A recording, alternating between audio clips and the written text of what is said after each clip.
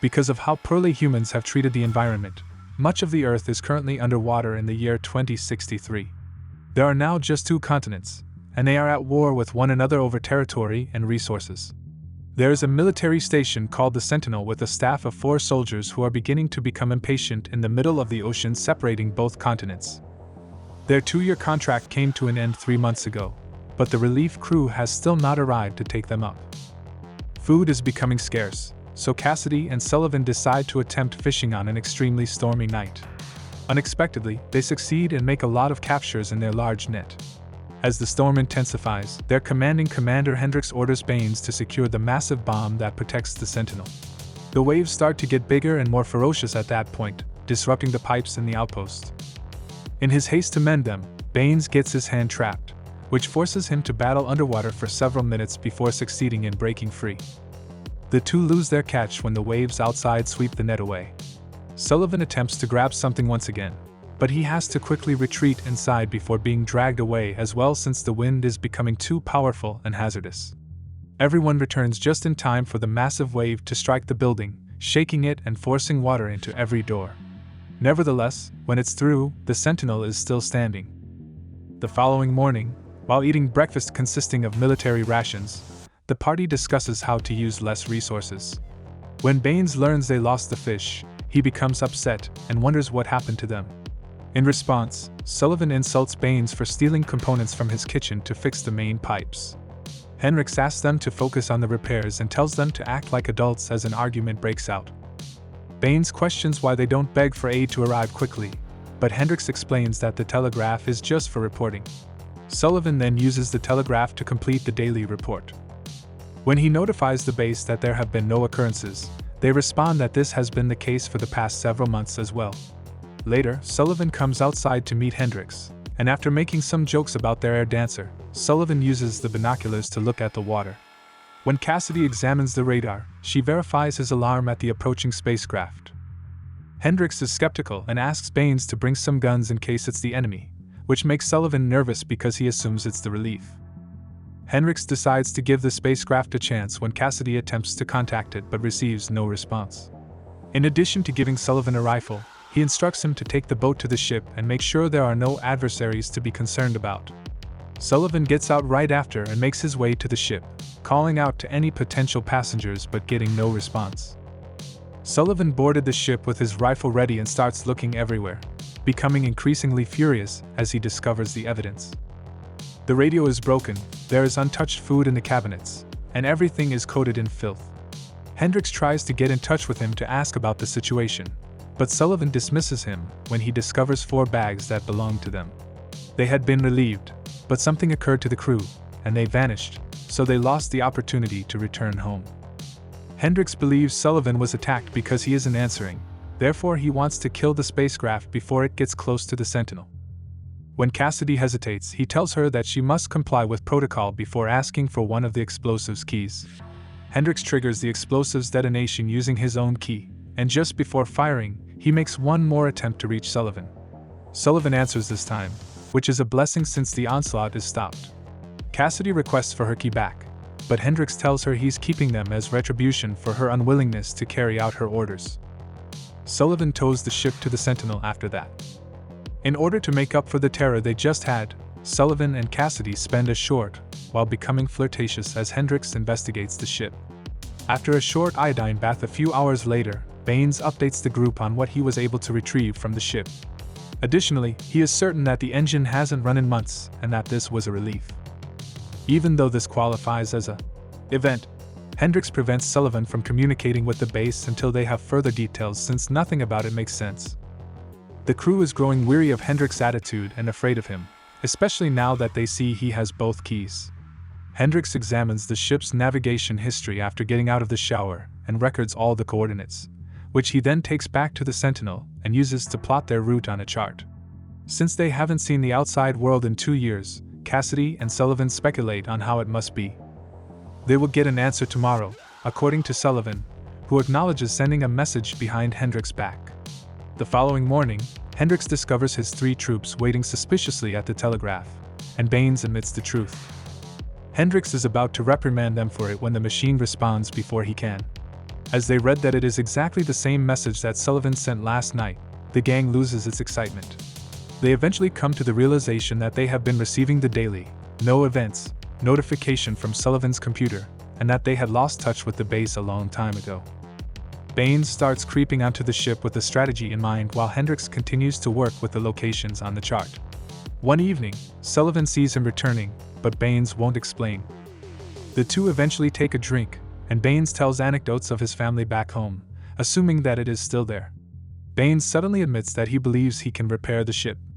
Sullivan hurries to tell Cassidy the news and offers to take her with him to live in one of the few remaining safe towns on the continent, but Cassidy is reluctant and won't accept what she's hearing. Sullivan is excited by the prospect of leaving. The following day, Sullivan sneaks onto the ship with Baines to assist him in fixing the engine, and the two of them successfully complete the task. Hendricks is waiting for them as they exit, and he instructs them to disassemble the spacecraft so they may utilize its components to repair the Sentinel. He won't let them go because he says they must remain here even if their contract has expired. Baines concurs with Sullivan's refusal to perish here as it did to others in the past, but Cassidy doesn't exhibit support for them when she joins them. Hendricks ignores their disagreements and orders the team to begin the repairs, threatening to use his rifle if they don't comply. Cassidy offers to speak with Hendricks next since the men are enraged and concerned that he has been acting too trigger-happy recently. When Hendricks loses his final squad, Cassidy tells him that she knows how he feels, but that leaving doesn't mean you're going to die. If anything, it's a form of rescue. Sullivan and Baines are beginning to worry if they may need to confront their employer in order to acquire what they want in the meantime. Hendricks interrupts them and acknowledges that Cassidy has made a convincing case that someone has to report to the base since they lack communications. Two individuals get to stay, while the other two need to go. Hendricks will undoubtedly remain, and Cassidy has offered to do the same. Sullivan is devastated by this discovery, while Baines is delighted. Later, in a private conversation, Sullivan tries to persuade Cassidy to join them by either taking the place of Baines or defying Hendricks. Cassidy yells at him and tells him she doesn't love him. She merely sees him as a necessary part of being a human. He is so determined to make her happy that he even offers to take her place or stay here with her. Cassidy starts crying as a distraught Sullivan rushes out of the room. Sullivan and Baines focus on packing that evening. Hendricks hands Sullivan a letter to deliver to the base and remarks on how similar the enemy is to them and that both are warriors looking to defend their homes. Hendricks still refuses when Sullivan points out that they may all go together since someone needs to keep an eye on the explosion. The relief ship has purposefully headed away from the Sentinel, which is absurd, Hendricks discovers when he returns to continue working on the map and the coordinates. Hendricks runs to check on Cassidy as he starts to get worried, but he is afraid to speak. The squad is alerted the next morning that another ship has arrived on the radar by the alarm blaring. Cassidy tries unsuccessfully to contact the ship as the troops rush to take up their positions to protect the Sentinel. Hendricks orders the crew to fire, but their first shot misses. This time, he refuses to send anybody. Cassidy sees their ship is missing as they prepare to reload, just as Sullivan and Baines are able to plainly see it once the fog clears. Although they continue to hesitate to fire, Hendricks pulls his rifle and shoots Baines before Cassidy can stop him. Hendricks pushed the ship back out last night, and he shoots the air dancer to show he's serious. Baines continues to refuse to blow up the ship, and Hendricks replies by shooting himself in the ear. As a result, Sullivan grabs the cannon and blows up the ship without losing any lives. Furious Baines tries to attack Hendricks, but Cassidy uses a fire extinguisher to put him out first. After that, Hendricks is imprisoned in the pantry by Sullivan and Cassidy receives both keys back.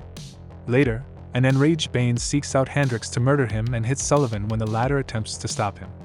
Even though Cassidy comforts him with words, Baines still departs to unpack his belongings and get drunk alone, which causes him to cry. Later, Cassidy adds that Hendricks needs to take his iodine bath, but Baines won't allow him leave and says he's quitting. When Sullivan informs Cassidy that their only option is to try every telegraph route until one is operational, Cassidy seizes the opportunity to admit she didn't mean what she said about him. She only wanted him to go without worrying about her, but Sullivan is hard to accept that as an explanation. Later on in the day, Sullivan brings some lunch to Hendricks and him why he decided against going. Hendricks relays the information he learned from the coordinates. The rescue ship was meant to have arrived 3 months ago, but something caused it to depart. This indicates that one of them is a traitor and desires the explosion. Sullivan exits after disbelieving him and relocking the door. Baines starts drinking and attempts to keep himself occupied in his workshop, but he quickly loses his mind and ruins everything he's constructed while Sullivan spends the rest of the day sending SOS signals to every channel. Later that night, Cassidy shows Sullivan a photo of herself as a young child with her family and explains that they were slain by the enemy while she was still a little child.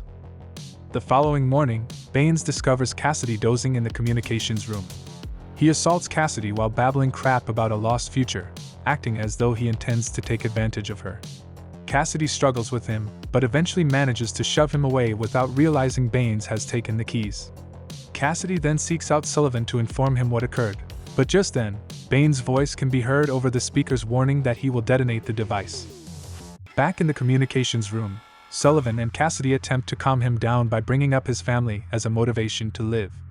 Baines sobs as he removes his hands from the wheel, but when Cassidy returns the keys, Baines says he just forgot the activation code's last digit. Sullivan believes that Hendricks should be released, but Baines has disturbing news. Earlier, when he tried to murder him, Hendricks had already left the pantry. He had ended things for himself, as shown by the window being open. Cassidy and Sullivan are shocked to discover Baines told the truth when they check the pantry. Reading the letter Hendricks had sent to the base out of desperation, Sullivan is horrified to see that Hendricks had asked for his command to be prolonged. Cassidy then shows Sullivan the freshly cleaned workshop to demonstrate to him that Baines is feeling better and has resumed constructing. When Baines admits his wife was expecting a child but he never got to see the child, Sullivan is quick to pardon him for his drunken outburst. Before boarding the boat to return to recovering items from the water, Baines expresses his thanks with a hug. Since Cassidy is accompanying him, Sullivan lends her a pistol just in case. Cassidy gives him a kiss of appreciation. A short while later, Sullivan makes the decision to go fishing once more. When he pulls out the net, he finds Hendricks dead with a wound on his head, indicating that someone killed him and that there is in fact a traitor with them.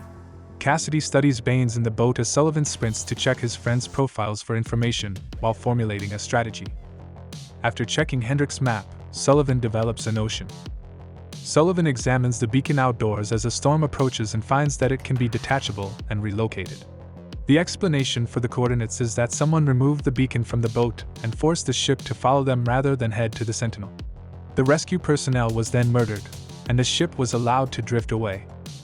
Only Cassidy returns from the little excursion a few hours later with the news that Baines accidentally fell and died while attempting to collect some plastic. Sullivan knows right away that she killed him and was the traitor all along, but he is still too afraid to say anything. The following morning, Cassidy awakens in bed by herself. Sullivan only communicates with her via the walkie-talkie, telling her that despite the fact that he knows she killed everyone and is a spy for the enemy, he won't allow her have the bomb. Sullivan is in the process of detonating the bomb when Cassidy realizes she's lost the keys and rushes to the communications room to locate him. He doesn't mind detonating the Sentinel while they are still inside because they have no future. Cassidy tries to explain that people in her own country are suffering and that she hates lying to him as Sullivan is holding her at gunpoint, but Sullivan doesn't believe her and detonates the device. They learn Baines altered the explosive so no one can use it for devastation when the machine instead of bursting shows a witty phrase he liked to repeat. Sullivan and Cassidy finally engage in a brief conversation.